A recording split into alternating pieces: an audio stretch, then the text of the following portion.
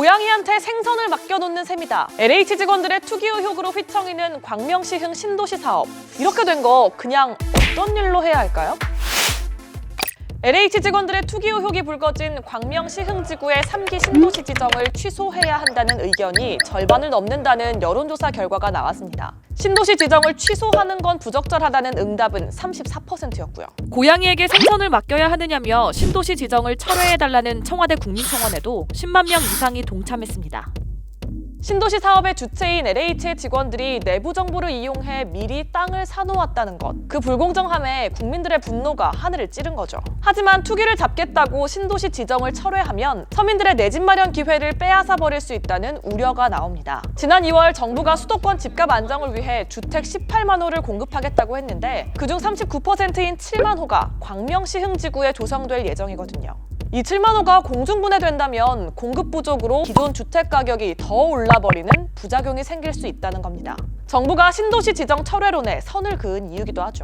부동산 정책은 이미 발표한 계획 그리고 제시된 일정에 따라 차질 없이 추진해 나갈 것입니다.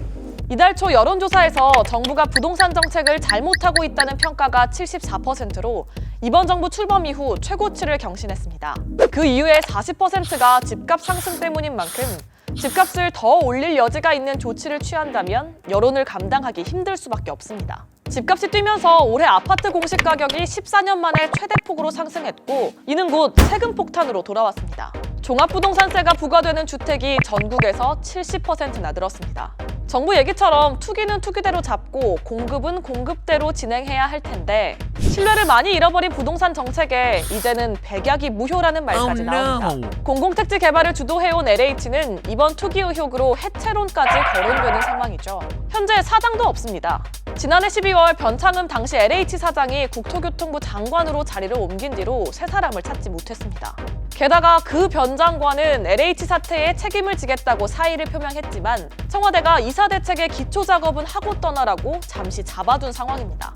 한 곳은 수장이 없고 또 한 곳은 장관이 시한부인 셈인데 이사 대책을 제대로 마무리 지을 수 있을까요? 그럼에도 정부는 다음 달 중 신도시 입지 15만 호를 추가로 발표하겠다고 밝히면서 정책을 계획대로 추진하겠다는 의지를 보이고 있는데요. 다음 달 재보궐선거를 앞두고 불거진 이번 LH 투기 의혹은 그야말로 모든 이슈를 빨아들이는 블랙홀이 되고 있습니다. 특히 여야가 LH 특검에 합의하고 수사당국이 전방위 수사에 나서면서 사태의 파장이 얼마나 커질지 또 언제까지 갈지 아무도 알 수 없는 상황입니다. 땅 투기 의혹을 적폐로 규정한 정부가 이번 사태를 어떻게 마무리할지 그리고 어떤 방법으로 신뢰를 회복할지 다 같이 지켜보자고요.